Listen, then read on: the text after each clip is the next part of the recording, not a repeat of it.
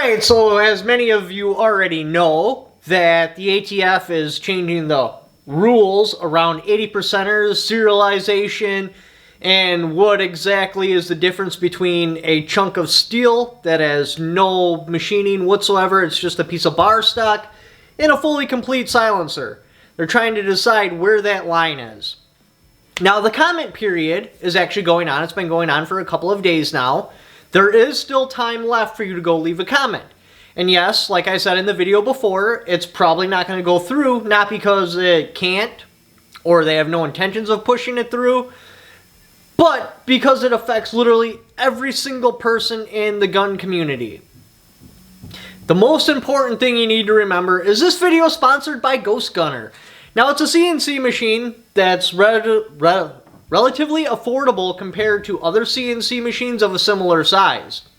Now, the CNC machine is awesome because it uses open source Linux. I hope I said that right.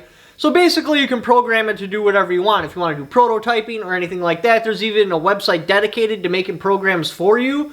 In case you want to do something, you can contact them. They'll write a program. Boom, your machine's good to go. It can do everything from taking a block of steel and making a receiver or whatever. You can do all your prototyping on it. You're good to go. And if you get into like joint ownership and you and 20 of your friends go and buy this thing, I mean, that's kind of hard when most of us don't have 2 friends we can put on a job application, and God, I have no friends. Anyway, if you do have 20 friends, you guys can get into a joint ownership, all buy it together, and then do your work. Make sure to show the sponsor some love so they continue to sponsor these videos. So anyway, back to the 80% thing. Because there's literally nobody in the firearms community that would not be affected by this, that's across the board. Everybody will take some sort of effect, mostly financial. I don't see a lot of people not wanting to fight this, because if they don't fight it, they will be affected by it, except for maybe like a silencer manufacturing company, because then they'd have a monopoly on silencer parts and stuff like that, and it'd be harder for you to do your own repairs. So they might not want to fight it, but other than that, everybody else should want to fight it. Because the definition is absurd. It's like more than one part, or the wording's just so incredibly vague. But it's basically worded in a way to where they could call any part a firearm. They may even be able to decide that a magazine is a firearm because it's in the receiver, it's got more than one part. That's a firearm. Now, I get the ATF has no power or authority to be able to do this, so it's tempting to go on there and, do some American statement like, Second Amendment shall not be infringed. The federal government has no say what happens inside of a state, as long as it stays inside of a state, much less what happens inside of my house. So how are you going to make that leap? But apparently they pray to a different God than the rest of us. So they've decided that their rules no longer apply to them and they can do whatever the hell they want. So I know it's going to be tempting to leave a statement like that, but it needs to be something clean, calm, and explain why this cannot go through. Now, I was going to do a tutorial video on how to fill out the comment section, but I'm just going to leave it to my boy Reno because he did a pretty good tutorial. Now we are hopped over to the regulations.gov website, and I'm going to actually show you a few links that we're going to be discussing in the topic today that will help you kind of get a better idea of how to properly submit a comment and how to make your voice heard without the ATF having to disregard your opinion. Because if you do this right, they have to acknowledge and comment on every single comment that is valid. Now, if we go to this first page and right here where it says comment, if you click that, it will open up this page here where you can either attach a PDF or Word document, I believe, or type directly into here. My personal recommendation, just for the sake of ease, is going to be recommending that you type this on something like a Word document and then attach it. You're going to need to choose whether you're an individual and you're going to give some of your personal information, but it's important to note that when it comes to actually writing the comment, you can't actually curse whatsoever. So people asked me the last time to provide a template. Here's why I'm not going to provide you a direct template. When you provide one of those direct templates, they treat each one of those comments as the same comment. They just kind of they don't have to directly respond to each one if it's kind of one of those mass targeted emails. Filling one of those out, which I'm sure the FPC and the GOE will provide, is good. You should do that as well. But what you should also do is make your own. And it can be short, it can be fairly easy. And I'm going to break down how I think you should do that. First of all, don't cuss, because if you cuss and are offensive in your actual comment, they can just throw it out and they don't have to read or respond to it. Start with, hello, my name is, provide your full name, you live at, provide your address, and I know that seems redundant because you're going to have to fill that information out when you submit your comment anyway, but the ATF wants that in there. I am concerned with docket number, boom. I am provide what you do for a job and that you maybe enjoy making your own guns or shooting firearms, or maybe you own personally these types of guns.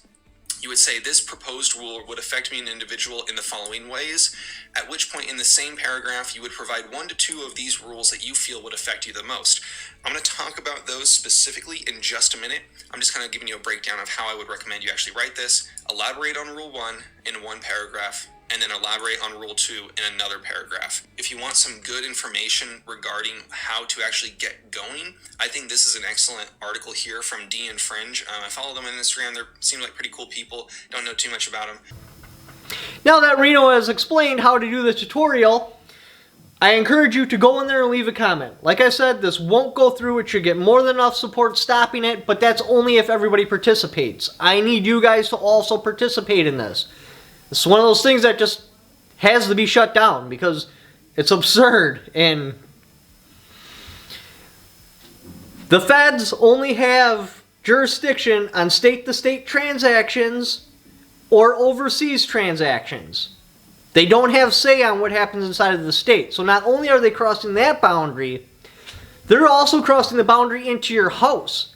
So it's not just inside the state anymore. They want to go inside your house and regulate what you do on your own time with your own personal freedoms, and be like, hey, well, that you did that yourself in your house, you never sold to anyone, you never crossed any state lines, but we're kind of like to have control over that too, because one, will slow the spread of information, and if we can stop you from taking the initial step into 80%ers, I mean, don't get me wrong, this is way bigger than 80%ers, but if we could stop you from taking that initial step into 80%ers, which is the hypothetical toll in the water for gun building, that's beginner level. I mean, obviously, expert would be like manufacturing your own open bolt machine gun out of like tube stock and some sheet metal.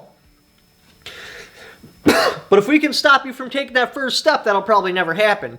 For example, if John Browning would have had these restrictions way back when, he probably would have never made any firearms, and he would have made something like a woman's personal massager or something like that, because he would have been like, oh, there's kind of a lot of friction there, I don't want to even dick with it. And that's the whole point, is they're trying to erase the information of how to manufacture and how the mechanics of a firearm works. This way you have to buy them from a firearms manufacturer, and if basically everything is considered a firearm, should it come off of the firearm, customizing your firearm basically won't be an option. Firearms will be like M1 Grands, except for all those numbers on every single individual part will actually be a serial number, be like a German Luger or something like that. And they just create enough friction there. They're trying to dumb us down. They're trying to make the information disappear. But anyway, I strongly encourage you to participate, leave a comment, keep it clean, make it informational. Don't copy and paste anything I do because of grammar and shit. Anyway, if you like to support the channel, because I'm demonetized right now and I'm completely fan-funded or sponsor-funded, you can use my Patreon. I also have affiliate links in the description down below. Just by clicking on those links, even if you don't purchase what that particular link is for, just click on that. Then do the Amazon shopping you're going to do anyway, and a little kickback for it because you came there off my channel. Definitely don't forget to show my sponsors some love. This way they continue to sponsor videos. Thank you for watching. Don't forget to subscribe. Why do you gotta be such a heartless little brat? If I am such a brat, then why don't you spank me right now, Daddy? And show me what a bad girl I have been and teach me a lesson. Okay, I might have been overreacting a little bit, Lacey. I love you. I'm never gonna trade you in. I love you too. It's not the action I wanted, but it's the action I can get.